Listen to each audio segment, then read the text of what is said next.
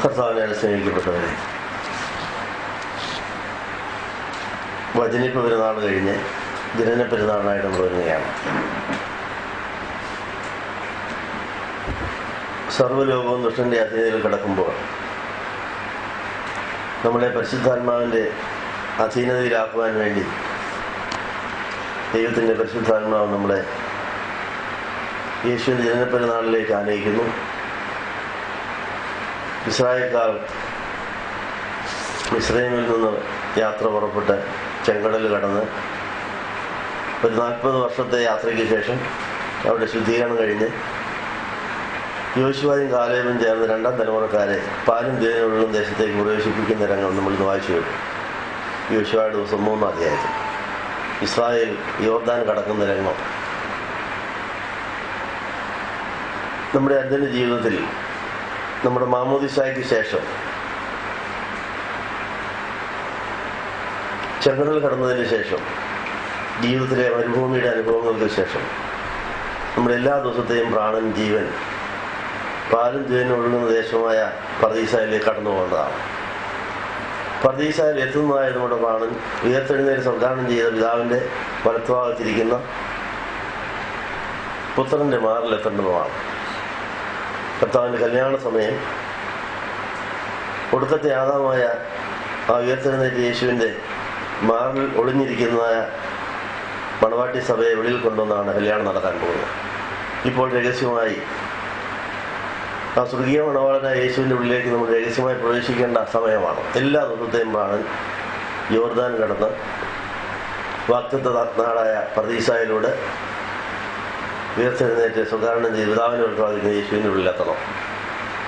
എല്ലാ ദിവസത്തെയും പ്രാണൻ എത്തിക്കഴിഞ്ഞതിന് ശേഷമേ പെന്തിക്കോസ്തിയുടെ അനുഭവം 100% വാഗ്ദത്ത നാട്ടിൽ നമുക്ക് പിതാവിൻ്റെ പുത്രനോടൊപ്പം ജീവിക്കാൻ സാധിക്കുമെന്നുള്ള കാര്യം ഓർപ്പിക്കുന്നു. ഇതിന് 40 വർഷം മരുഭൂമിയുടെ സകല അനുഭവങ്ങളും ദൈവത്തോട് പറ്റിച്ചേർന്നു എന്ന് പ്രയോജനപ്പെടുത്തിയ യോശുവയോട് ദൈവം പറഞ്ഞതായ വചനം നമ്മളോടും ഇന്ന് പറയുകയാണ്. യോശുവയുടെ പുസ്തകം 1-ാം അധ്യായത്തിൻ്റെ 6, 7, 9 വാക്യങ്ങളിൽ ഉറപ്പും ധൈര്യമുള്ളവനായിരിക്കാൻ കർത്താവ് നിർദ്ദേശിക്കുന്നു. ദൈവത്തിൻ്റെ വിളി കേട്ട് ഇറങ്ങിത്തിരിക്കുന്നവരുടെയും ദൈവത്തിനു വേണ്ടി പ്രവർത്തിക്കാൻ ആഗ്രഹിക്കുന്നവരുടെയും ജീവിതത്തിൽ ഉണ്ടായിരിക്കേണ്ട അടിസ്ഥാന ഘടകങ്ങളാണ് ഉറപ്പും ധൈര്യവും. ഇന്ന് മോശയുടെ നിര്യാണത്തെ തുടർന്ന് ഇസ്രായേൽ മക്കൾ കനാൻ ദേശത്തേക്ക് നയിക്കുവാനായി നിയോഗിക്കപ്പെട്ട യോശുവയുടെ ദൈവം വ്യക്തമാക്കുന്നു. അത് സ്വന്തം ബലത്തിൽ നിന്നും ബുദ്ധിയിൽ നിന്നും ഉണ്ടാകുന്നതല്ല, പിന്നെയോ സർവശക്തനായ ദൈവത്തിലുള്ളതായ വിശ്വാസത്തിൽ നിന്നും വിശ്വസ്തതയിൽ നിന്നും ഉരുത്തിരിഞ്ഞ് ഉയരേണ്ടതാണ്.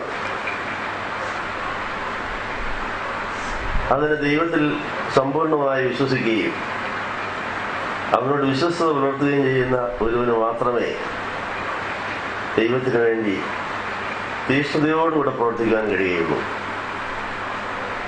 തന്നോടൊപ്പം കനാൻ ദേശം രഹസ്യമായി പരിശോധിച്ച 11 ഗോത്രത്തലവന്മാരിൽ 10 പേരും അനാഖ്യ മല്ലന്മാരെ കണ്ട് ഭയപ്പെട്ടു.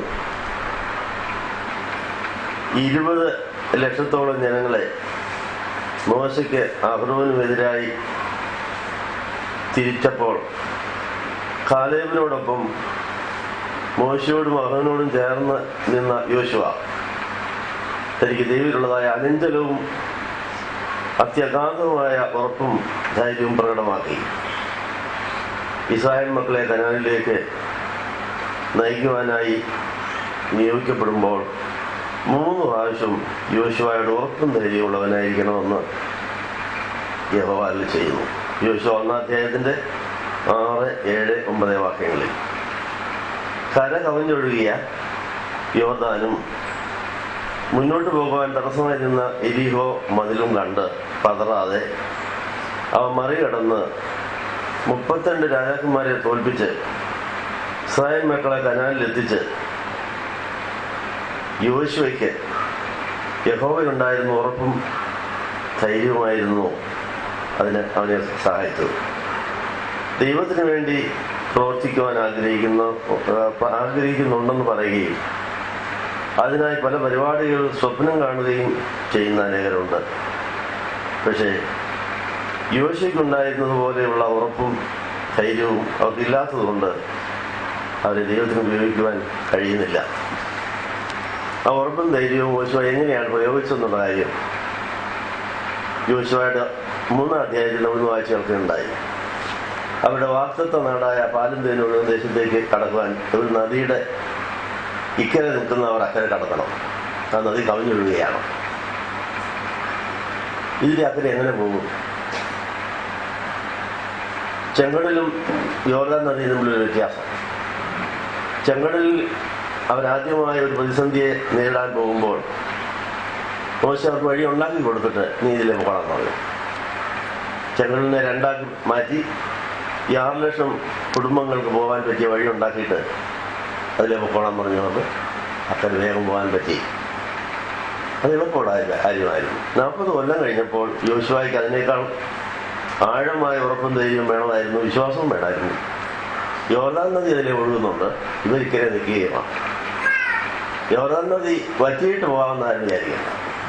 അതങ്ങനെ ഒഴുകിക്കൊണ്ടായിരിക്കും. അത് കണ്ടാൽ പേടിച്ചെന്നാൽ അവിടെ നിൽക്കേണ്ടി വരും. അപ്പോൾ നമ്മൾ ആ യോർദാൻ നദിയുടെ അരയ്ക്കായി വന്നിരിക്കുന്നത് ഒത്തിരി പ്രതിസന്ധികളെ അതിജീവിച്ച് മരുഭൂമിയുടെ അനുഭവങ്ങളും കണ്ട് നീ പാലും തേനും ഒഴുകുന്ന ദേശത്തോട്ട് കയറുന്ന സമയം അടുത്തിരിക്കുക, തൊട്ടടുത്തെത്തിയിരിക്കുക. പക്ഷെ യോശുവയുടെ ഉറപ്പ് ധൈര്യവും പ്രയോഗിച്ചെങ്കിൽ മാത്രമേ ഈ യോർദാൻ മരണതുല്യമായ ഒഴുക്കാണത്. അതുപോലെയുള്ള പ്രശ്നങ്ങളാണ്. അത് കണ്ട മുമ്പോട്ട് പോകാൻ തോന്നുകയില്ല. എന്നാൽ യോശുവയോട് പറഞ്ഞത് നിങ്ങളെ അക്കരയ്ക്ക് കടത്താൻ ഇവിടെ കൊണ്ടുവന്നത്, എന്നാൽ വഴി കണ്ടിട്ട് പോകാൻ വിചാരിക്കേണ്ട. ഇതിലെവിടെയാ വഴി? മുമ്പിൽ നോക്കിയ വഴിയൊന്നുമില്ല. വെള്ളം ഒഴുകുക, കര കഴിഞ്ഞ് ഒഴുകുക. എന്നാ ചെയ്യണം? കാലെടുത്തങ്ങ് വെക്കണം. കാലെടുത്ത് വെച്ചാൽ ഉടനെ വെള്ളം മാറും. ആ വിശ്വാസത്തിൻ്റെ. അപ്പം വിശ്വാസം പ്രകടിപ്പിച്ചു കഴിഞ്ഞാൽ മാത്രമേ വഴിയുണ്ടാവുള്ളൂ. അപ്പം ദൈവത്തിൽ വിശ്വസിച്ചുകൊണ്ട് കരകവിഞ്ഞൊഴുകുന്ന യോർദാനെ പോലെയുള്ള പ്രതിബന്ധങ്ങളുടെ മധ്യത്തിലായിപ്പം സങ്കേതഭവൻ പോയിക്കൊണ്ടിരിക്കുന്നത്. ഇഞ്ചിഞ്ചായിട്ട് അങ്ങനെയാണ് നീങ്ങുക. അനേകരെ പാലും തേനും ദേശത്ത് എത്തിക്കുന്ന പ്രാണനെ വീണ്ടും ദേശീയത്തിലാക്കുന്ന പണിയാണ് ഇവിടെ നടന്നുകൊണ്ടിരിക്കുന്നത്. അപ്പൊ തിരിച്ചടികൾ ഒത്തിരി വരും. കുതികാൽ മുടക്കികൾ ഒത്തിരി നമ്മളെ തളർത്തും. ആരോഗ്യ പ്രശ്നം, സാമ്പത്തിക പ്രശ്നം, അസ്വസ്ഥതയുടെ പ്രശ്നങ്ങൾ, ഞെരുക്കങ്ങൾ, ഇതെല്ലാം ഒത്തിരി വരും. ഈ ഞെരുക്കത്തിന് മധ്യത്തിൽ എഴഞ്ഞെഴിഞ്ഞ് നീങ്ങുകയാണ്. അപ്പൊ നമ്മുടെ മുമ്പിൽ യോർദാൻ നദി നമ്മൾ കണ്ടുകൊണ്ടിരിക്കുകയാണ്. അപ്പൊ യോർദാനെ കണ്ടാലും പേടിക്കണ്ട. പുരോഹിതന്മാർ നിയമപ്പെട്ടവുമായി വെള്ളത്തിലോട്ട് കാലം മുക്കിയാൽ തൊട്ടാൽ മതി, വളരെ അതിനെ അത്ഭുതം നടക്കുമെന്നാണ് പറഞ്ഞത്. അപ്പൊ നമ്മളെ തന്നെ ശുദ്ധീകരിച്ചാൽ ദൈവം അത്ഭുതം പ്രവർത്തിക്കുമെന്നാണ് പറയുന്നത്. അപ്പൊ നമ്മുടെ ശുദ്ധീകരണത്തോടൊപ്പം വിശ്വാസം പ്രകടിപ്പിക്കാമെങ്കിൽ ഉടനെ തന്നെ അത്ഭുതം നടക്കും. നിയമപ്പെട്ടവൻ ചുമക്കുന്ന പുരോഹിതന്മാർ യോർദാനിലെ വെള്ളത്തിലരികെ എത്തുമ്പോൾ യോർദാനിൽ കടക്കാൻ നീ കൽപ്പിക്കുക. യോശുവ ഇസ്രായേൽ മക്കളോട് ഇവിടെ വന്ന് നിങ്ങളുടെ ദൈവമായ യഹോവയുടെ വചനം കേൾക്കുകയും എന്ന് പറഞ്ഞു. യോശുവ പറഞ്ഞു, ജീവനുള്ള ദൈവം നിങ്ങളുടെ ഇടയിലുണ്ട്. അവൻ നിങ്ങളുടെ മുമ്പിൽ നിന്ന് കനാന്യർ, ഹിത്യർ, ഹിവിയർ, പെരിസ്യർ, ദിർഹസ്യർ, അമോര്യർ, യെബൂസ്യർ എന്നിങ്ങനെ ഇവരെ നീക്കിക്കളയുമെന്ന് നിങ്ങൾ ഇതിനാൽ അറിയും. ഇതാ സർവ്വഭൂമിക്കും നാഥനുമായവന്റെ നിയമപ്പെട്ടകം നിങ്ങൾക്ക് മുമ്പായി യോർദാനിലേക്ക് കടക്കുന്നു. ആകയാൽ ഒരു ഗോത്രത്തിൽ നിന്ന് ഒരാൾ വീതം ഇസ്രായേൽ ഗോത്രത്തിൽ നിന്ന് 12 പേരെ വിളിച്ചു കൂട്ടുകയും സർവ്വഭൂമിയിലെയും നാഥനായ യഹോവയുടെ പെട്ടകം ചുമക്കുന്ന പുരോഹിതന്മാരുടെ ഉള്ളങ്കാൽ യോർദാനിലെ വെള്ളത്തിൽ ചവിട്ടുമ്പോൾ തന്നെ യോർദാനിലെ വെള്ളം 2ആയി വിഭാഗിക്കപ്പെട്ട് മുകളിൽ നിന്ന് ഒഴുകുന്ന വെള്ളം ചൊറ പോലെ നിൽക്കും. അങ്ങനെ ജനം യോർദാനക്കരെ കടക്കുവാൻ തങ്ങളുടെ കൂടാരത്തിൽ നിന്ന് പുറപ്പെട്ടു.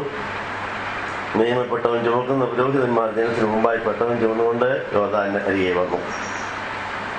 കൊയ്ത്ത് കാലത്തൊക്കെയും യോർദാന തീരമെല്ലാം കര കവിഞ്ഞൊഴുകും. പെട്ടവൻ ചുമക്കുന്ന പുരോഹിതന്മാരുടെ കാല് വെള്ളത്തിൽ മേൽ സ്പർശിച്ചപ്പോൾ മേൽ വെള്ളത്തിന്റെ ഒഴുകു നിന്നു. അത് സാരേഫാന് സമീപമുള്ള ആദാം പട്ടണത്തിനരികെ ബഹുദൂരത്തോളം ചിറ പോലെ പൊങ്ങി. അരാബിയിലെ കടലായ ഉപ്പ് കടലിലേക്ക് ഒഴുകിയ വെള്ളം വാർന്നുപോയി. ജനം എരിഹോവിന് നേരെ അക്കരെ കടന്നു. 6 ലക്ഷം കുടുംബങ്ങൾ, അതെ, സ്ത്രീ പുരുഷന്മാർ മാത്രമല്ല, പിള്ളേരും കൂടി ഉണ്ട്. എല്ലാവരും കൂടെ കൂടിയാൽ ഒരു 20 ലക്ഷം പേര് കാണും. മാതാപിതാക്കളും പിള്ളേരെയും കൂടെ കൂട്ടിയാൽ 20 ലക്ഷം പേരാണ് ഈ യോർദാൻ ഉണങ്ങിയ നിലത്തുകൂടി അക്കരെ കടക്കുന്നത്. ഇസ്രായേൽ ജനമൊക്കെയും ഉണങ്ങിയ നിലത്തുകൂടി യോർദാൻ കടന്നു തിരുവോളം യഹോവയുടെ നിയമപ്പെട്ടവൻ ചുവന്ന പുരോഹിതന്മാർ യോർദാന്റെ നടുവിൽ ഉണങ്ങിയ നിലത്ത് ഉറച്ചുകൊണ്ടു. ഇപ്പോൾ ആ അത്ഭുതവും അനുഭവം നമ്മൾ സ്വന്തമാക്കാൻ വചന പെരുന്നാളിന് ശേഷമുള്ള ജനന പെരുന്നാളിന്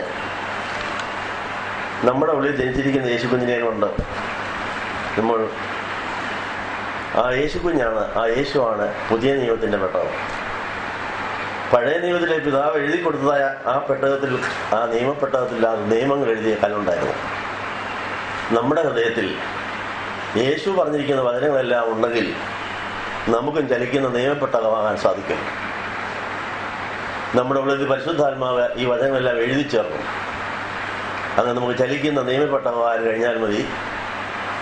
നമ്മുടെ മുമ്പിലെ യോർദാന്റെ ഒഴുക്കുകളെ നമുക്ക് പിടിച്ചു നിർത്തിയിട്ട് നമുക്ക് നമ്മുടെ മക്കൾക്കും നമ്മുടെ കുടുംബത്തിനും നമ്മുടെ കൂട്ടുകാർക്കും 20 ലക്ഷം പേര് കടന്ന പോലെ പാലും തേനും ഒഴുകുന്ന ദേശത്തിൽ കടക്കാൻ കഴിയും. ഈ വിശ്വാസമുള്ളവർക്ക് എഴുന്നേൽക്കാം. അവർക്ക് വേണ്ടി ഇപ്പോൾ പാപത്തിന് പ്രാർത്ഥന നടത്തുന്നത് വിശുദ്ധ കുർബാന. ആ പാലും തേനും ഒഴുകുന്ന ദേശമായ കനാന്റെ അനുഭവം നമ്മൾ ഇന്നത്തെ പ്രാണന് കിട്ടണം. ഇതുവരെ കർത്താവിലായിരിക്കുന്ന ആ പ്രാണനെല്ലാം അത് ലഭിക്കണം.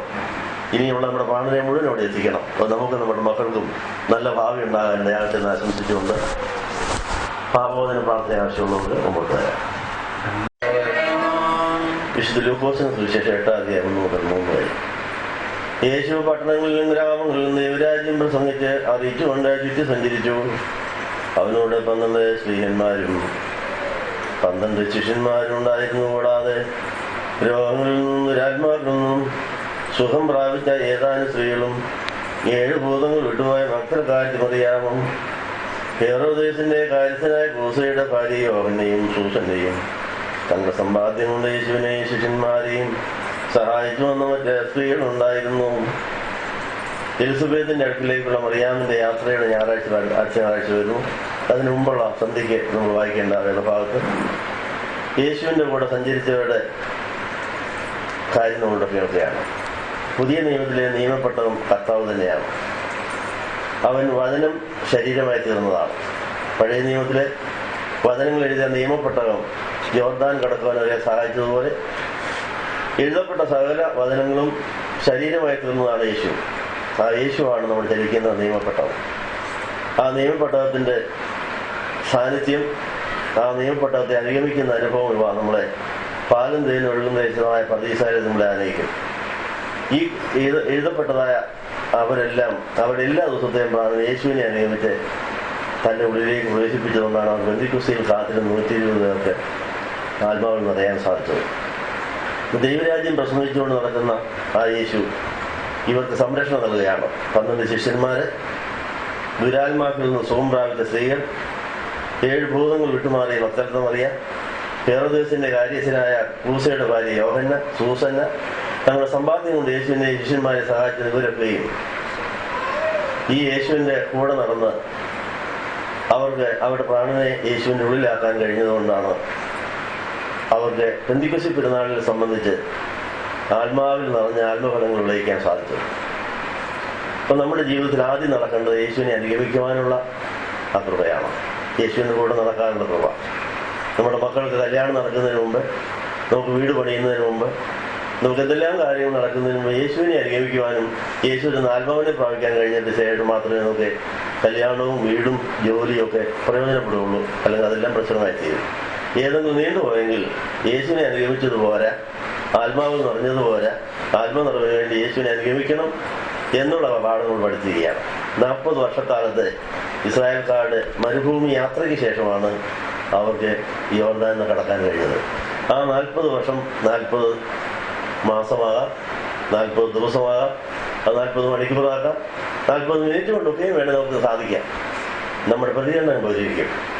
അങ്ങനെ യോശുവയുടെയും കാലേബിന്റെയും അനുഭവം നമ്മുടേതാകുവാൻ നമുക്ക് യേശുവിനെ അനുഗ്രഹിക്കാൻ തീരുമാനിക്കാം. ഈ ആരാധന യേശുവിന്റെ കൂടെ ഇന്നത്തെ നമ്മുടെ പ്രാണനെ യോർദാൻ കടത്തി പർദീസയിൽ എത്തിക്കുന്നതാണ്. അത്രയും പ്രാണൻ യേശുവിന്റെ ഉള്ളിലായാൽ അത് ആത്മശക്തിയുമായി മടങ്ങി വരുന്ന കാര്യം ഓർപ്പിക്കുന്നു. അതിനെ തടസ്സമായി നിൽക്കുന്ന എല്ലാ പാപങ്ങളോടും ഒന്നുകൂടെ യാത്ര പറയുവാൻ പാപത്തിന് പ്രാർത്ഥന നടത്തുകയാണ്. നിങ്ങൾക്കെല്ലാവർക്കും സന്ധ്യയിൽ ഉണ്ടായിരിക്കും. എലിസബത്ത് മറിയാമിനെ കാണാൻ എലിസബത്തിൻ്റെ അടുക്കിലേക്കുള്ള മറിയാമിൻ്റെ യാത്ര, എലിസബത്ത് മറിയാമും കൂടെ ഉള്ള കൂടിക്കാഴ്ചയുടെ സംഭവം ഓർക്കുന്ന സുദിനമാണ്. വനിതാ ദിനമെന്നാണ് പിതാക്കന്മാർ ആ ദിവസത്തിന് പേര് കൊടുത്തിരിക്കുന്നത്. വനിതകൾ സമ്മേളിച്ചപ്പോൾ 2 കുടുംബങ്ങൾക്കുണ്ടായ അനുഗ്രഹങ്ങൾ എന്തെല്ലാമാണ്. 2 വനിതകൾ, 2 പേരും ഗർഭിണികളാണ്. 2 ഗർഭിണികളുടെ സമ്മേളനം 2 തലമുറകൾക്ക്, 2 കുടുംബങ്ങൾക്ക്, മനുഷ്യജാതിക്ക് മുഴുവൻ എങ്ങനെ അനുഗ്രഹമായി തീർന്നു എന്നുള്ളത് ചിന്തിക്കാൻ വേണ്ടി വനിതാ ദിനമായ ഞായറാഴ്ച ആഘോഷിക്കപ്പെടുന്നു. അടുത്ത ഞായറാഴ്ച ഇവിടെ വനിതാ ദിനം ആഘോഷിക്കുന്നുണ്ട്. അതിനെ ആഗ്രഹിക്കുന്നവർ 8 തൊട്ട് 10 വരെയുള്ളതായ ആരാധനയെ സംബന്ധിച്ചാൽ എലിസബത്തും മറിയാമെന്നുള്ള കൂടിക്കാഴ്ചയിലെ പല കാര്യങ്ങളും ധ്യാനിക്കുവാനും പഠിക്കുവാനും ഉണ്ട്. ഇന്ന് നമ്മൾ ഈ വനിതാ ദിനത്തിൽ പിതാക്കന്മാർ ധ്യാനിച്ചിട്ടുള്ളതായ പഴയ നിയമത്തിൽ ചില വേദഭാഗങ്ങളിലേക്ക് നിങ്ങളുടെ ശ്രദ്ധയെ നമ്മൾ കൊണ്ടുപോവുകയാണ്. നമുക്ക് പലപ്പോഴും നമ്മൾ വായിച്ചിട്ടുള്ളതും പരിചയമുള്ളതായതുകൊണ്ട് വിവരിക്കേണ്ട കാര്യമില്ല, എന്നാൽ ഓർക്കാൻ വേണ്ടി അത് സൂചിപ്പിക്കുകയാണ്. സദൃശ്യവാക്യങ്ങൾ 14-ാം അധ്യായത്തിൻ്റെ 1-ാം വാക്യത്തിൽ വനിതാ ദിനത്തിൽ പിതാക്കന്മാർ വായിച്ചിട്ടുള്ള ഒരു വേദഭാഗമാണത്. സദൃശ്യവാക്യങ്ങൾ 14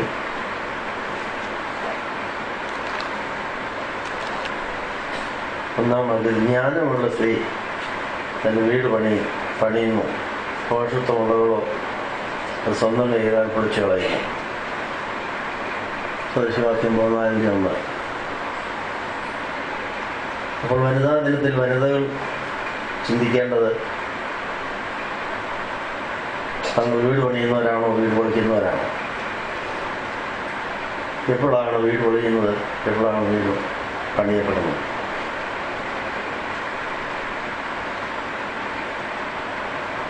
പരിശുദ്ധ മാതാവും പരിശുദ്ധ എലിസബത്തും 3 മാസം 90 ദിവസം കൂട്ടായ്മ ആചരിച്ചപ്പോൾ അവരുടെ ഗർഭത്തിൽ കിടന്ന 2 കുഞ്ഞുങ്ങൾക്കും അത് വലിയ പ്രചോദനമായിരുന്നു.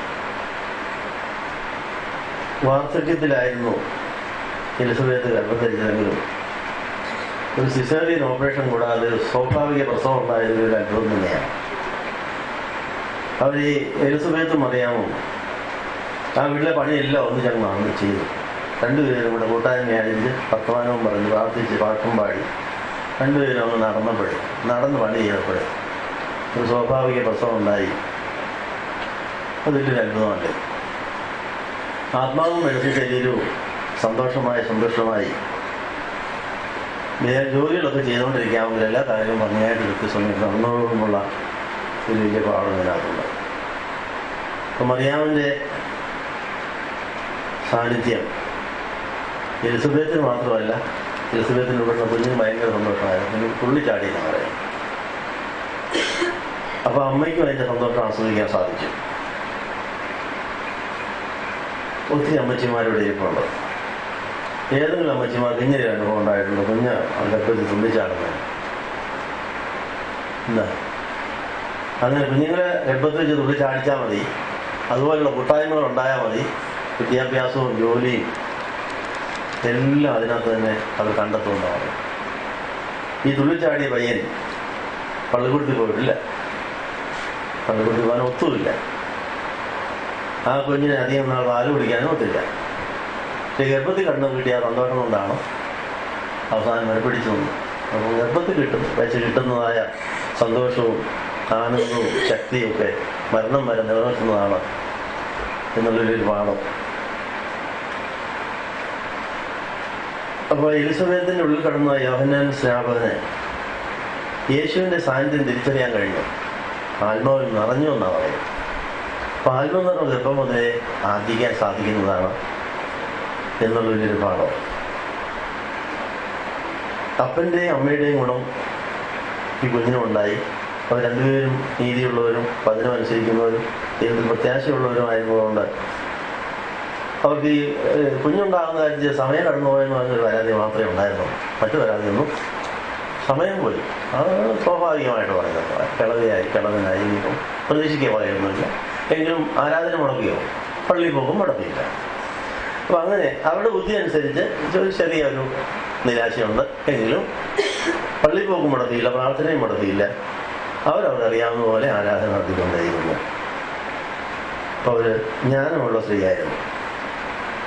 ജ്ഞാനമുള്ള സ്ത്രീയായി എലിസബത്തും മറിയാമും അവിടെ വർദ്ധിച്ചതുകൊണ്ട് അവരുടെ വീടുകളെ ക്രിസ്തീയ ഭവനമായി മാറി. വീടും ഭവനവുമായിട്ട് വ്യത്യാസമുണ്ട്. A house is built by stones and bricks എന്ന് പറയും. പക്ഷേ a home is built by loving hearts എന്നാണ് ഒരു ഇംഗ്ലീഷ് പഴഞ്ചൊല്ല്. കല്ലും മണ്ണും തടിയും കൊണ്ടൊക്കെ വീടുണ്ടാക്കാം. പക്ഷെ ഭവനം ഉണ്ടാകുന്നത് സ്നേഹിക്കുന്ന ഹൃദയങ്ങളോട് മാത്രമേ ഭവനം ഉണ്ടാകുള്ളൂ എന്നാണ്. പരിശുദ്ധ കന്യമറിയാമോ പരിശുദ്ധ എലിസബത്തും അവിടെ 2 ഭവനങ്ങളെ ഉണ്ടാക്കുവാൻ അവരുടെ വീടുകളെ 2 ക്രിസ്തീയ ഭവനങ്ങളാക്കി മാറ്റി. ഓരോ വ്യക്തികളും ഒരു ഭവനമാണോ? എല്ലാ വ്യക്തികളിലും ഒരു കുടുംബമുണ്ട് എന്നുള്ളതും നിങ്ങൾ അറിഞ്ഞിട്ടുള്ള ഒരു കാര്യമാണ്. പിതൃപുത്ര പരിശുദ്ധാത്മാവായ ത്രിയേക ദൈവം ഒരു കുടുംബമായിരിക്കുന്ന പോലെ തന്നെ ദൈവസാദൃശ്യത്തിൽ സൃഷ്ടിക്കപ്പെട്ട മനുഷ്യരും കുടുംബങ്ങളാണ്. വ്യക്തിത്വത്തിൽ തന്നെ കുടുംബമുണ്ട്. ആ കുടുംബം ഒരു ഭവനത്തിലാണ് താമസിക്കുന്നത്. ദേഹവും ദേഹിയും ആത്മാവും ചേർന്ന നമ്മുടെ കുടുംബത്തിൽ ഒരപ്പനുണ്ട്, ഒരമ്മയുണ്ട്, ഒരു മകളുമുണ്ട്.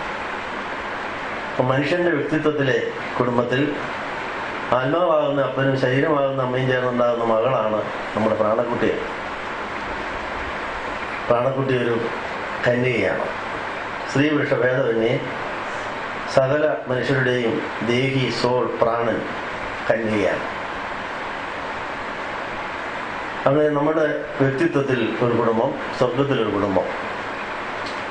സ്വർഗത്തിലെ ദൈവത്തിന്റെ കുടുംബത്തിന്റെ പ്രത്യേകത അവിടെ ഒരു ദൈവമുണ്ട്, ഒരു പിതാവുണ്ട്, ഒരു പുത്രനുണ്ട്, അമ്മയുടെ സ്വഭാവമുള്ള പരിശുദ്ധാത്മാവുണ്ട്. അമ്മയെ ആശ്വസിപ്പിക്കുന്ന പോലെ ഞാൻ നിങ്ങളെ ആശ്വസിപ്പിക്കുന്ന പോലെ ദൈവത്തിന്റെ ആ സ്വഭാവം അമ്മമാരുടെ സ്വഭാവമാണ്. അത് യശയ്യാ 66-ലാണ്. അപ്പോൾ സ്വർഗത്തിലെ പിതൃപുത്ര പരിശുദ്ധാത്മാവായ ത്രിയേക ദൈവത്തിന്റെ ആ കുടുംബത്തിൽ അപ്പന്റെയും മകന്റെയും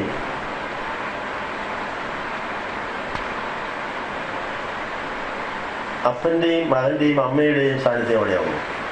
ഒരു മകളെ അവിടെ കാണുന്നില്ല. നമ്മുടെ കുടുംബത്തിൽ ഒരു മകനുമില്ല. ഒരു മകനില്ലാത്ത കുടുംബത്തിലേക്ക്, മകളില്ലാത്ത വീട്ടിലെ മകനെ കല്യാണം ആലോചിച്ചാൽ അങ്ങനെ ഇരിക്കും. നല്ല രസമായിരിക്കില്ലേ? ഏറ്റവും മധുരമെന്ന് പറയും.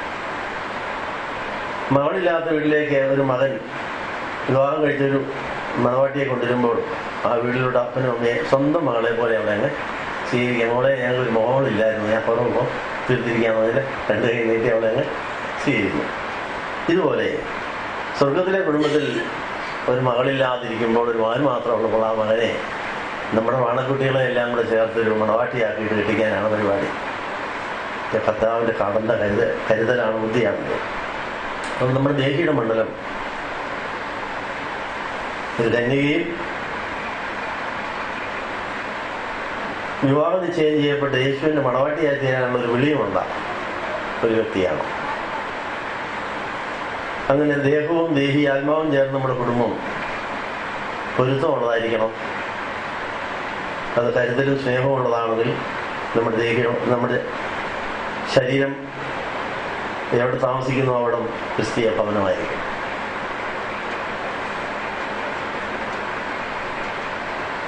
ജ്ഞാനമുള്ള സ്ത്രീ തൻ്റെ വീട് പണിയുന്നു, എന്നിട്ട് ആ വീടിനെ ഭവനമാക്കുന്നു. നമ്മുടെ വീട് പണിയും നമ്മുടെ ഭവനം പണിയും എത്രത്തോളമായി? പരിശുദ്ധാത്മാവിൻ്റെ കുടിയിരിപ്പിൻ്റെ ഭവനമാക്കണമേ എന്ന് പറഞ്ഞ നമ്മൾ എല്ലാ രാത്രിയിലും പരിശുദ്ധ പിതാവേ എന്ന് വിളിച്ച പിതാവിനെ നമ്മൾ പ്രാർത്ഥിക്കാറുണ്ട്. നമ്മൾ പരിശുദ്ധാത്മാവിൻ്റെ കുടിയിരിപ്പിൻ്റെ ഭവനമായോ? നമ്മുടെ വീട് പണി പൂർത്തീകരിച്ചോ? വീട് പണി പൂർത്തീകരിക്കണമെങ്കിൽ പ്രത്യാശയുടെ ധൈര്യം ഉണ്ടായിരിക്കണമെന്നുള്ള കാര്യം എബ്രായർ 3-ാം അധ്യായത്തിലുണ്ട്. പ്രത്യാശയുടെ ധൈര്യം മുറുകെ പിടിച്ചാൽ നമ്മൾ ദൈവത്തിൻ്റെ ഭവനമായി തീരുന്നതായിരിക്കും. കഷ്ടത, സഹിഷ്ണുത, സിദ്ധത, പ്രത്യാശ ഇവ നമ്മുടെ വീട് പണിക്ക് ഉള്ള വേദിയാക്കി മാറ്റും. നമുക്കുണ്ടായിരിക്കുന്ന കഷ്ടതകളെയും സിദ്ധികളെ പ്രത്യാശയാക്കിയിട്ട് നമ്മുടെ ഉള്ളിലെ ദൈവത്തിൻ്റെ വീട് പണി പൂർത്തീകരിച്ചു. ഒരേ സമയത്ത് 3 വീടുപണി നടത്താനുള്ള ഭാഗ്യമുള്ളവരാണോ ക്രിസ്ത്യാനികൾ? നമ്മൾ ഒരേ സമയത്ത് 3 വീടുപണി നമ്മളുടെ ഹൃദയത്തിൽ ഉള്ള ദൈവത്തിന് താമസിക്കാനൊരു വീട് പണി തന്നിരിക്കുന്നു. നമുക്ക് താമസിക്കാൻ വേണ്ടി, നമ്മുടെ ശരീരത്തിന് താമസിക്കാൻ വേണ്ടി ഒരു വീട് ഉള്ളവരുണ്ട്, ഇല്ലാത്തവരുണ്ട്, ഉള്ളത് പോരാൻ തോന്നുന്നവരുണ്ട്, ഇച്ചിരി വലുതാക്കിയാൽ കൊള്ളാവുന്ന ആഗ്രഹിക്കും. ഇങ്ങനെ പലതരത്തിൽ നമ്മൾ വീടിനെക്കുറിച്ച് പരിഭവ പരാതികളോ പരിമിതികളുള്ളവരായിരിക്കാം നമ്മൾ.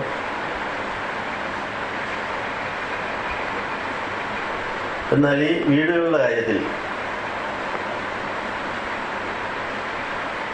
പരിശുദ്ധാത്മാവിൻ്റെ കുടിയിരിപ്പിൻ്റെ ഭവനം ആകണമെന്നുള്ള ആഗ്രഹത്തോടെ നമ്മൾ നമ്മുടെ വീടുകളിൽ ഭവനം പണിയാനായിട്ട് ബന്ധപ്പെട്ടുകൊണ്ടിരിക്കുന്നു.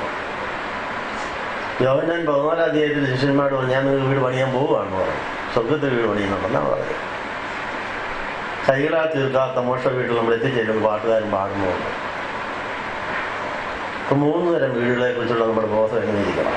വനിതാ ദിനത്തിൽ വനിതകൾക്ക് ഏറ്റവും അധികം പ്രിയമുള്ളതാണ് വീട്. എന്താ അവർ വലിയ സുന്ദര സ്വപ്നമാണ് വീട്. അപ്പോൾ സുന്ദരമായ ആ സ്വപ്നം സുന്ദരമായ ഭവനത്തെക്കുറിച്ചുള്ള സ്വപ്നമാക്കി മാറ്റി നമുക്ക് സ്വർഗത്തിലെ വീട് പണിക്ക് കർത്താവ് പോയിട്ടുണ്ട്. പരിശുദ്ധാത്മാവ് നമ്മുടെ അകത്തെ വീട് പണി നടത്തിക്കൊണ്ടിരിക്കുന്നു. പുറത്തെ വീട് പണി അച്ചായനും എല്ലാവരും കൂടി ചെയ്തു. കയറി പാർക്കുമ്പോൾ പലതാരം കുത്തി കയറിയാൽ മതി പണി. ഇതെല്ലാം ഉണ്ടായിട്ടും നമ്മൾ സംതൃപ്തരാണോ? പരിശുദ്ധാത്മാവ് നമുക്ക് ആനന്ദിക്കാനൊക്കുന്നുണ്ടോ എന്നുള്ളതാണ് വിഷയം. ലോകപ്രകാരം നോക്കിയാൽ എലിസബത്തിൻ്റെയും മറിയാമിൻ്റെയും കൂടിക്കാഴ്ചയിൽ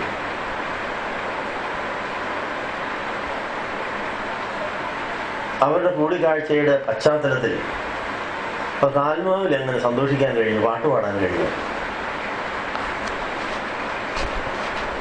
മറിയാമിനാണെങ്കിൽ ഒത്തിരി ആശങ്കകളും ഉത്കണ്ഠകളും സങ്കടങ്ങളൊക്കെ ഒക്കെ തീർക്കാൻ വേണ്ടിയാണ് ഈ എലിസബത്തിന്റെ അടുത്തേക്ക് ഓടി വന്നത്. മറിയാമിന്റെ ജീവിതത്തിൽ ഉറച്ചിരുന്ന കല്യാണം നടന്നില്ല. അത് ഒത്തിരി പേരുടെ ജീവിതം കേൾക്കേണ്ടി വന്നു.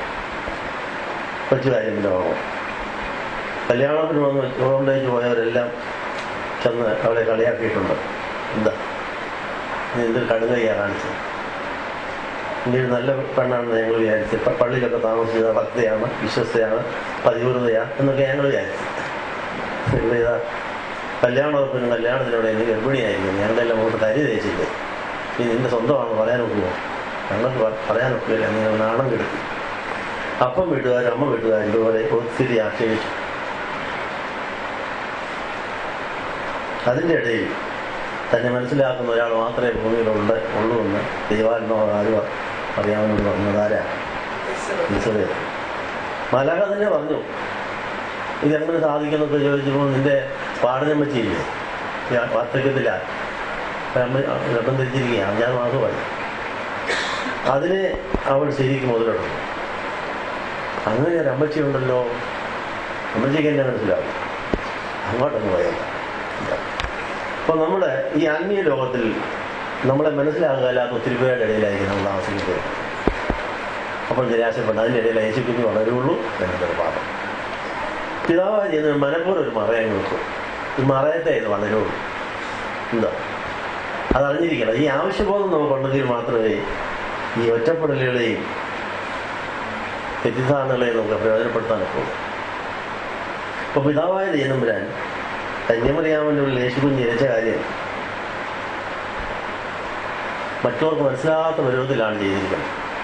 ഈ ദൈവ നടത്തിപ്പുകൾക്കെല്ലാം അങ്ങനെ ഒരു കുഴപ്പമുണ്ട് കേട്ടോ. മറ്റുള്ളവർക്ക് മനസ്സിലാകാത്ത കാര്യങ്ങൾ അതിനകത്ത് കാണാം. ദൈവം നടത്തുന്ന കാര്യങ്ങൾക്ക് നാട്ടു നടപ്പിൻ്റെ വിരുദ്ധമായ പല കാര്യങ്ങളും കാണുന്നുണ്ട്. അതുകൊണ്ട് യോജിക്കാനൊക്കാതെ വരും, സംശയങ്ങൾ വരും.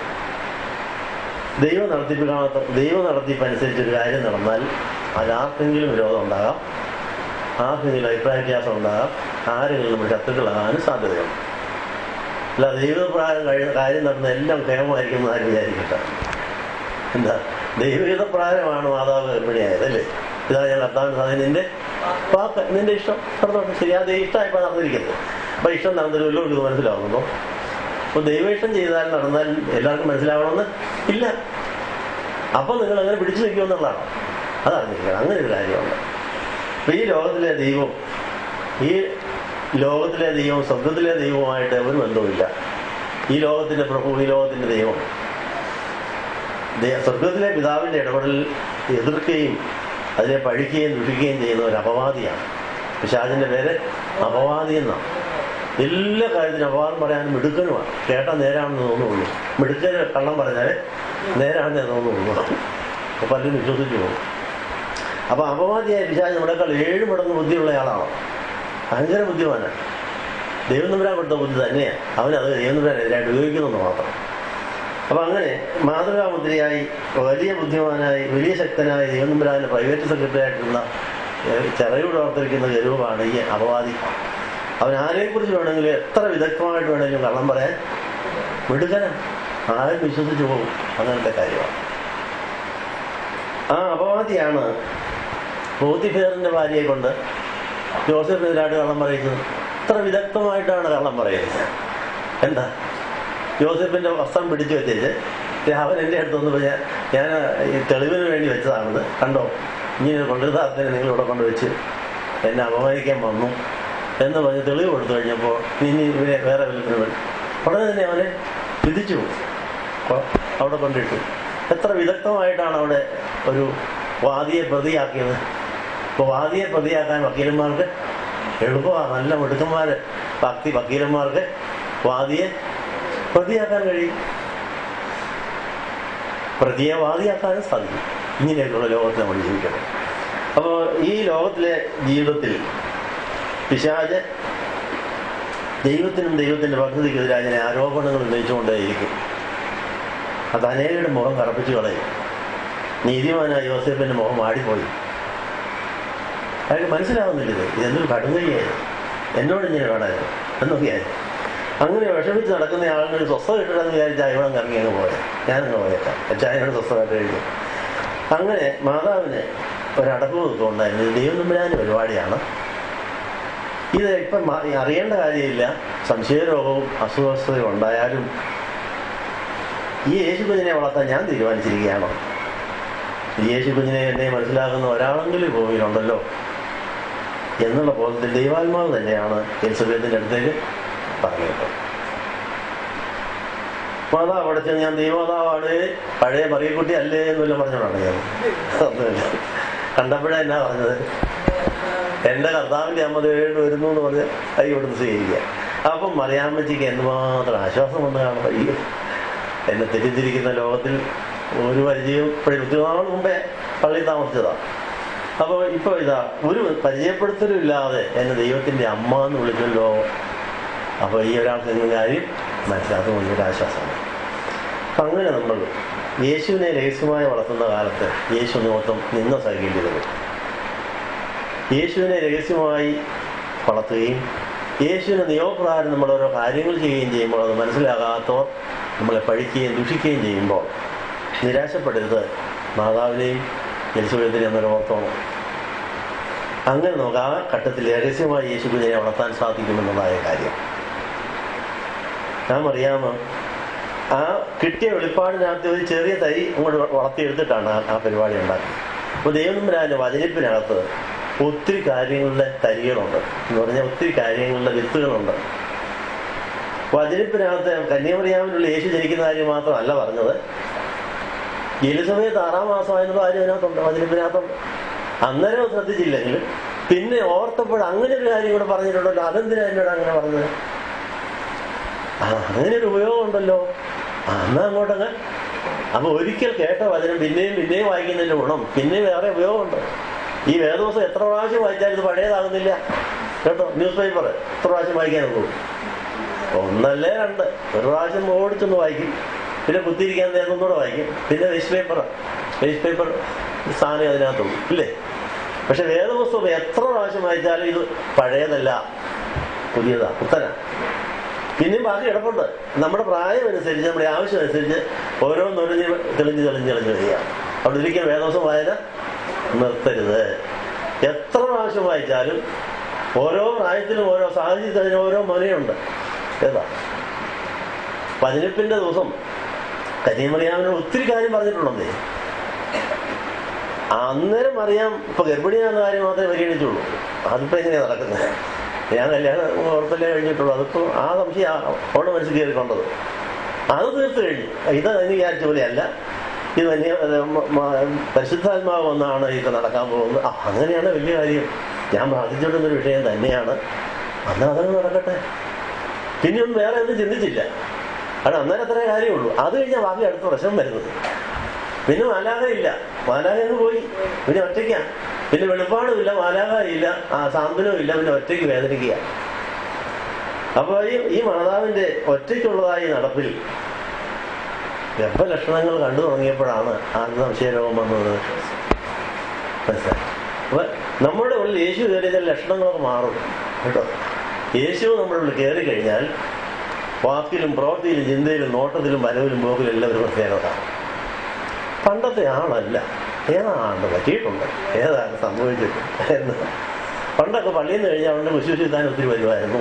ഇപ്പൊ അവൾ എൻ്റെ അടുത്ത് വരുന്നില്ല, ഉടനെയാണ് സ്ഥലം വിടുക. എന്നോട് വിടക്കായിട്ടാണോ നീ വേറെ വല്ലവരുമായിട്ടാണോ കൂട്ട്?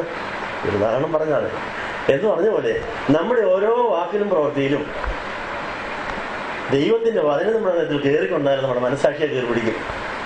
നമ്മുടെ മനസ്സാക്ഷിക്ക് നിയന്ത്രണം നൽകിക്കൊണ്ടിരിക്കും. അത് വേണ്ട, ഇപ്പം വേണ്ട, ഇത്രത്തോളം മതി, അങ്ങോട്ട് പോകാൻ ഇങ്ങോട്ട് പോകണ്ട. ദൈവാത്മാവ് വിലക്കുകൾ തന്നെയാണ്. എവിടെയാണെന്നറിയാമോ? അപ്പോസ്തല പ്രവൃത്തി 16-ാം അധ്യായത്തിൽ ആത്മാവിൽ നിറഞ്ഞു കഴിഞ്ഞാൽ ഈ ആത്മാവ് നമ്മൾ എങ്ങനെയാണ് നടത്തുന്നത്? നമ്മുടെ തോന്നലുകളെ എല്ലാം നിയന്ത്രിക്കും.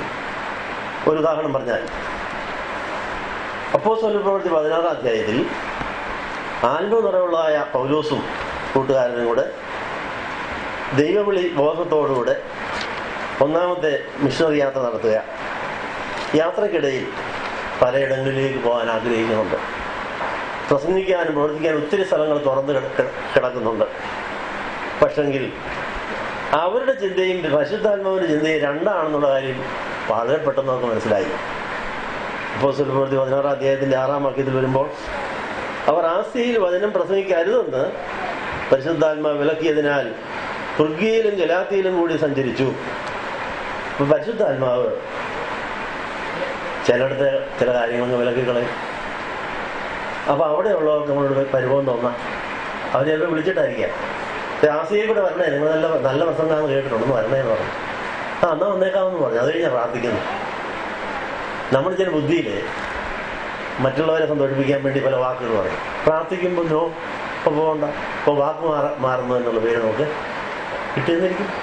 നമുക്ക് ചിലപ്പോൾ ഒരാളൊരു പ്രോഗ്രാം കൊണ്ട് വരുമ്പോൾ ഉടനെ അവിടെ നിൽക്കാൻ പ്രാർത്ഥിച്ചിട്ട് പറ്റുമെന്ന് പറയാൻ ചിലപ്പോൾ ഒത്തൊന്നും വരിക, ചിലപ്പോൾ ഓടിക്കൂടിയായിരിക്കും, ഒന്ന് മൂളിയെന്നിരിക്കും. പക്ഷെ പിന്നെ പ്രാർത്ഥിക്കപ്പെടാനോ അവിടെ ഇപ്പൊ പരിപാടി ഇല്ല. പിന്നെ തിരുത്തി പറയുമ്പം അവരുടെ വിചാരം എന്നാ, ഇതിനൊക്കെ നല്ല വെട്ട് കിട്ടി കാണും വേറെ എവിടെയും, അതുകൊണ്ട് അങ്ങോട്ട് പോയതായിരിക്കും, ഞങ്ങൾ മോശമാണോ എന്തെല്ലാം ധാരണകളാണ്. ഇതുപോലെ ദൈവാത്മാവിന്റെ നടത്തിപ്പുകൾ കുരിശു വരുന്ന വഴിയിൽ ആയിരിക്കും. ഒത്തിരി തിരുത്താണ്ടുകളും സംശയങ്ങളും ഒക്കെ ഉണ്ടാകുന്നതാണെന്നുള്ള കാര്യം നമ്മൾ അറിഞ്ഞിരിക്കണം. അതുകൊണ്ട് കല്യാണം ഉറച്ചിരിക്കുന്ന ഈ മാതാവ് യോസേപ്പിന്റെ കൂടെ താമസിക്കേണ്ട ഒരു കൊല്ലം. നിയമപ്രകാരം അങ്ങനെ യോസേപ്പിന്റെ കൂടെ ആ വീട്ടിൽ തന്നെ താമസിച്ച അവൾ തന്നെയാണോ ഇല്ലയോ എന്നൊക്കെ പരിശോധിക്കാൻ വെച്ചിരിക്കുന്ന ഒരു കാലമാണ്. അവിടെ തന്നെ താമസിക്കേണ്ട ആളിനെ പരിശുദ്ധാത്മാവ് ഇപ്പൊ ഇവിടെ താമസിക്കേണ്ടോ, എങ്ങോട്ട് പോയാൽ മതി? അതിൽ പുതിയ പ്രോഗ്രാം ഉണ്ടായതാ. ഇതുപോലെ നമുക്ക് ദൈവഗീതപ്രകാരം ഓരോ കാര്യങ്ങൾ ചെയ്ത് അങ്ങോട്ട് വരുമ്പോൾ ചിലയിടത്തുള്ള നമ്മുടെ നിപ്പ്, ചിലയിടത്തുള്ള ഇരിപ്പ്, ചിലയിടത്തേക്കുള്ള പോക്ക് തടയേണ്ടി വരും. കാര്യത്തിന് പരിശുദ്ധാത്മാവ് നോ പറയും. നമ്മളത് അംഗീകരിച്ചെങ്കിലേ നമുക്ക് ദൈവ യേശു കുഞ്ഞിനെ വളർത്താൻ സാധിക്കുകയുള്ളൂ. അപ്പം പരിശുദ്ധാത്മാവ് നമ്മളെക്കാൾ ബോധമുണ്ട്, വരുമ്പരാഴികളറിയാം. നമുക്ക് മുമ്പിൽ കാണുന്ന കാര്യം കാണാൻ കഴിവുള്ളൂ. പഴയതും ഇന്നത്തെയും നാളത്തെയും കാര്യം അറിയാൻ കഴിയുള്ള കാര്യത്തിനായ പരിശുദ്ധാത്മാവ് ഇതെല്ലാം കൂടെ കണക്കൂട്ടിയിട്ട് ചില കാര്യങ്ങൾ വിലക്കും. അതിനുശേഷം 16-ാമത്തെ അധ്യായത്തിൽ മുസ്യയിലെത്തി ബിഥുന്യയ്ക്ക് പോകാൻ ശ്രമിച്ചു.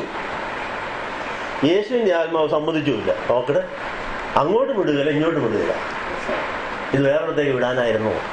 അപ്പോൾ പരിശുദ്ധാത്മാവിൻ്റെ നടത്തിപ്പിൻ്റെ വഴിയാണ് ദൈവം ഉദ്ദേശിക്കുന്നിടത്ത് നമ്മളെ എത്തിക്കാൻ വേണ്ടി, ദൈവം ഉദ്ദേശിക്കുന്നതും പാകമായിരിക്കുന്നതുമായ വേലകൾ ചെയ്യാൻ പറ്റിയിടത്തേക്ക് എത്തിക്കാൻ നമ്മുടെ ബുദ്ധിപ്രകാരം കൊള്ളാമെന്ന് തോന്നുന്ന ചില വഴികൾ അടച്ചു കളയും. എന്നിട്ട് പുതിയ വഴിയിലേക്ക് നമ്മളെ ആനയിക്കാൻ ദർശനങ്ങളും വെളിപ്പാടുകളും ഉപയോഗിക്കും. അപ്പോൾ 2 സ്ഥലത്തേക്കുള്ള പോക്ക് അടഞ്ഞു. പിന്നെ അവർ പ്രാർത്ഥിച്ചേച്ച് കിടന്നുറങ്ങുക. അപ്പോൾ അവർക്കൊരു ദർശനം ഉണ്ടാകുക. എന്താ കാണും 9-ാം വാക്യത്തിൽ? അവിടെ വെച്ച് പൗലോസ് രാത്രിയിൽ മക്കദോന്യക്കാരനായ ഒരു പുരുഷൻ അരികെ നിന്ന് നീ മക്കദോന്യയിലേക്ക് കടന്നു വന്ന് ഞങ്ങളെ സഹായിക്കുക എന്ന് തന്നോട് അപേക്ഷിക്കുന്നതായിട്ടൊരു ദർശനം കണ്ടു. ഈ ദർശനം കണ്ട് അവരോട് സുവിശേഷം അറിയിക്കുവാൻ ദൈവം ഞങ്ങളെ വിളിച്ചിരിക്കുന്നുവെന്ന് മനസ്സിലാക്കിയിട്ട് ഞങ്ങൾ ഉടനെ മക്കദോന്യയ്ക്ക് വന്നിച്ച് ശ്രമിച്ചു. അപ്പോൾ മക്കദോന്യയിലായിരുന്നു ഈ പൗലോസിൻ്റെയും കൂട്ടുകാരൻ്റെയും അടുത്ത പരിപാടി. ആസിയയിലും മറ്റേടൊന്നുമല്ല. അതിന് പല കാരണങ്ങളുണ്ട്. കുറെ കൂടെ മുമ്പോട്ട് വായിക്കുമ്പോൾ അതിൻ്റെ അർത്ഥം മനസ്സിലാവുള്ളൂ. ആ 2 വിലക്കുകൾക്ക് ശേഷം ഈ മക്കദോന്യയിൽ ചെന്നതുകൊണ്ടാണ് ഫിലിപ്പിയ സഭ ഉണ്ടായത്. ഫിലിപ്പിയ സഭ ഉണ്ടാകുന്നതുകൊണ്ടാണ്. അത് മാത്രമല്ല, ലുദിയായുടെ ഹൃദയം കർത്താവിന് നേടിക്കൊടുക്കാൻ പറ്റിയത് അതുകൊണ്ടാണ്. ലുദിയ എന്ന് പറഞ്ഞൊരു സ്ത്രീ ദൈവവചനത്തിന് വേണ്ടി ദാഹിച്ച് നടക്കുകയാണ്, രക്ഷകനെ കണ്ടെത്താൻ വേണ്ടി തപ്പി നടക്കുക. അങ്ങനെ ഇരിക്കുമ്പോഴാണ് ഈ വിലക്കെല്ലാം കഴിഞ്ഞ് അവരവിടെ എത്തിയിരുന്ന നദീതീരത്തിൽ നമ്മൾ അവിടെയുണ്ട്. അവരുടെ ഹൃദയം ദൈവം തുറന്നു. വചനിപ്പിന് വേണ്ടി പാകമായി നിന്നൊരു പുഷ്പമായിരുന്നു ലുദിയായുടെ ഹൃദയം. അതങ്ങനെ വചനത്തിന് വേണ്ടി മോഹിച്ച് ദാഹിച്ച് നിൽക്കുമ്പോൾ ഈ പൗലോസിൽ നിന്ന് വചനം കേട്ട് ദൈവമകളായി ഒരു കന്യാമറിയാമായിട്ട് മാറി. അപ്പോൾ യേശു കുഞ്ഞ് അവിടെ ജനിച്ചവിടെ ലുദിയായുടെ ഹൃദയത്തിൽ യേശു കുഞ്ഞ് ജനിച്ചു കഴിഞ്ഞപ്പോൾ ലുദിയ വിശ്വസ്തയാണെന്നും ദൈവഭക്തിയുള്ള ആളാണെന്ന് എല്ലാവർക്കും പ്രസിദ്ധമായി തീർന്നു. അവള് പറഞ്ഞു, നിങ്ങൾ എന്നെ വിശ്വസ്തയെന്ന് എണ്ണീട്ടുണ്ടെങ്കിൽ നിങ്ങൾ ഞങ്ങളുടെ വീട്ടിൽ താമസിച്ചൊരു വേല ചെയ്യണമെന്ന് പറഞ്ഞു. ലുദിയായുടെ വീട് സുവിശേഷ വേല നടക്കുന്ന ഒരു സ്ഥലമായിട്ട് മാറി. മാത്രമല്ല, സുവിശേഷകർ ആരതിലേ പോയാലും അവർക്കുള്ള ഇടത്താവളമായിട്ടങ്ങ് മാറി. വായിച്ചു നോക്ക്. അപ്പോസ്തലർ 16 അവസാനത്തെ വാക്യം അങ്ങനെയാണ്. അപ്പോൾ അപ്പോസ്തലന്മാർ ഈ വേലക്കിടയിൽ ജയിലിൽ പോകേണ്ടി വന്നു, അടികൊള്ളേണ്ടി വന്നു, ജയിൽ പ്രമാണിയെ രക്ഷപ്പെടുത്താൻ സാധിച്ചു. അതിനുശേഷം 40-ാമത്തെ വാക്യം നോക്കി, അവർ തടവ് വിട്ട് ലുദിയായുടെ വീട്ടിൽ ചെന്നു അവർ കണ്ട് ആശ്വസിപ്പിച്ച് അവിടുന്ന് പോയി. അപ്പോൾ സഹോദരന്മാരെ ആശ്വസിപ്പിക്കുന്ന ഒരു ആശ്വാസ കേന്ദ്രമായിരുന്നു ലുദിയായുടെ വീട്. നിങ്ങൾക്ക് വായിക്കൂടെ? ഇത് വേണോ? നമ്മുടെ വീടുകളും ദൈവത്തെയും ദൈവമക്കളെയും ആശ്വസിപ്പിക്കുന്ന സ്ഥലമാക്കാൻ സാധ്യതയുണ്ട്. പക്ഷേ ദൈവനിയോഗപ്രകാരം ആരെങ്കിലും വന്നാലേ, ഹൃദയത്തിൽ വചനം വീണാൽ ഈ പണിയൊക്കെ നടക്കും. ലുദിയായുടെ ഹൃദയത്തിൽ കൃത്യസമയത്ത് വചനം വീണതുകൊണ്ട് ദൈവം അവളുടെ ഹൃദയം തുറന്നപ്പോൾ ആ തുറന്ന ഹൃദയത്തിലേക്ക് വചനം കൊടുക്കുവാൻ ദൈവനിയോഗപ്രകാരം പൗലോസിനെ അവിടെ അയച്ചതുകൊണ്ടാണ് ലുദിയായുടെ ഹൃദയവും വീടും ദൈവത്തിൻ്റെ അനേകർക്ക് പ്രയോജനമുള്ള ആളായി മാറി എന്നാണ് പറയുന്നത്. അപ്പോൾ ഇതുപോലെ അപ്പോൾ ഈ മറ്റേടത്ത് പ്രസംഗിച്ചുകൊണ്ട് ഇവിടെ കിട്ടുമായിരുന്നു. ശമരിയാസ്ത്രീ ഉച്ചയ്ക്ക് വെള്ളം കോരാൻ വന്നപ്പോഴാണ് സ്വർഗത്തിൽ അപ്പച്ച മോനെ നീ അങ്ങോട്ട് ചെല്ല്, ആരെങ്കിലും ഉള്ളപ്പോൾ ചെന്നാൽ അവളെ കിട്ടുകയില്ല. കൃത്യസമയത്ത് ഉച്ചയ്ക്ക് എന്നുകൊണ്ടാണ് ആരെ കിട്ടിയത്?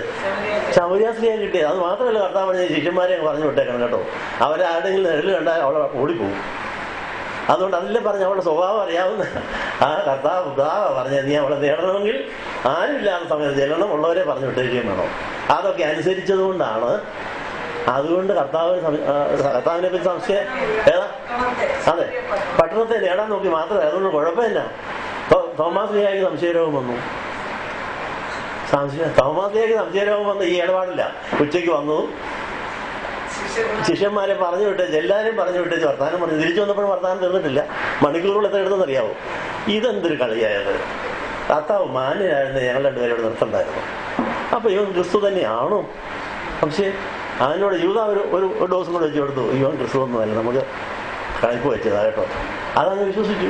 അപ്പൊ ഇങ്ങനെ ദൈവഹൃദയപ്രകാരമുള്ള നീക്കങ്ങൾ, ദൈവഹൃദയപ്രകാരമുള്ള തടസ്സങ്ങൾ, പോക്കുകൾ, വരവുകൾ, നീക്കങ്ങളെല്ലാം അനേക സംശയരോഗം വരത്തക്ക തരത്തിലായിരിക്കും. അപ്പം നിങ്ങൾ പിടിച്ചു നിൽക്കുമോ? ഇത് പറയാനാ വേണ്ടിയാണ്. അപ്പം ദൈവഹിതപ്രകാരം പരിശുദ്ധ കന്യകമറിയാം ഗർഭിണിയായത് പലർക്ക് സംശയരോഗം ഉണ്ടാക്കി. ശമരിയാസ്ത്രീയോട് കർത്താവ് സംസാരിച്ചത് ശിഷ്യന്മാർക്ക് മുഴുവൻ സംശയം ഉണ്ടാക്കി, നാട്ടുകാർക്ക് മുഴുവനും. പിന്നെ വളരെ വൈകിയാണ് ആ അസ്വസ്ഥം മാറിക്കിട്ടത്. ദൈവഹിതപ്രകാരമുള്ള പരിപാടികൾ ഇങ്ങനെ ഇരിക്കും. പിശാച് ഭരിക്കുന്ന ലോകത്തിലെല്ലാം എല്ലാവരെയും അറിയിച്ച ബോധ്യമാക്കുന്നത് ചെയ്യാനൊക്കെയില്ല. കിട്ടുന്ന അവസരത്തിൽ കർത്താവിനെയൊക്കെ ചെയ്തെന്നിരിക്കും, നമ്മളെയൊക്കെ അങ്ങനെ ജയിപ്പിച്ചെന്നിരിക്കും. ഈ അനുഭവങ്ങൾ ഒരു ഇവരെയൊക്കെ ഓർത്തോണം.